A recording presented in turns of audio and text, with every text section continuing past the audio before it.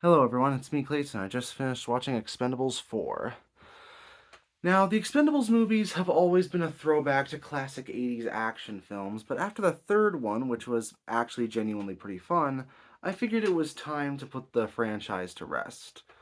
But unfortunately, the fourth film has come out, and not only does it have writing and a story that fails to impress, but it ends up being a movie that feels like it does a disservice to its talented cast, and despite having a few fun action scenes here and there, is easily the worst out of the Expendables movies. But let's get to the story, shall we?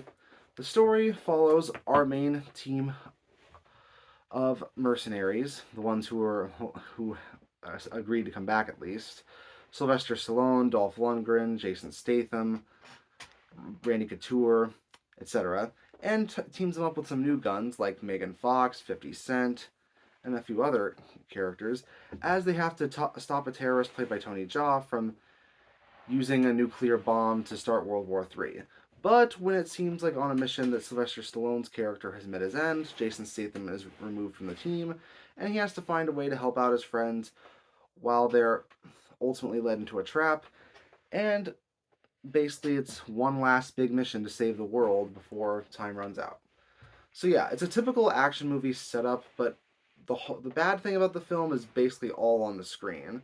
The effects for the film are downright terrible. For a $100 million budget film, there is just tons of obvious green screen. Most of the explosions look generic, and even some of the more creative action scenes feel like that they're just holdovers from better movies. Like there is some decent weapon work with close combat, like with knives and such, but at the same time, it feels like a lesser scene from a John Wick movie.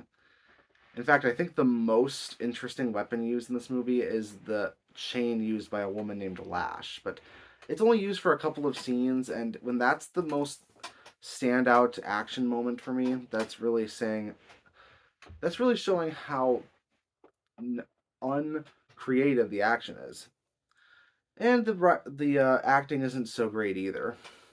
Jason Statham and 50 Cent and such try their best to imbue their characters with drama, but it feels like anytime there is a decent amount of drama, it's just forgotten the next scene. And when it comes to ones like Megan Fox, she's trying, but no one can make this script sound good, even if they even if they had far more acting talent or weren't clearly past their prime. On top of that, Tony Jaa is entertaining as the main villain, but it feels like he doesn't have much to do in the story outside of generic main villain stuff. In fact, it feels like the whole movie's only reason to exist is to give these characters something resembling an epilogue and a final mission after it seemed like the last movie did that just fine. So, on top of the movie just feeling poorly written, it just feels like the most expendable out of the four Expendables movies. So, with bad effects, action scenes that fail to impress, and just the lack of reason for existing, Expendables 4 is probably one of the most disappointing action films of the year. I'm going to give it a 3 out of 10. See you next time.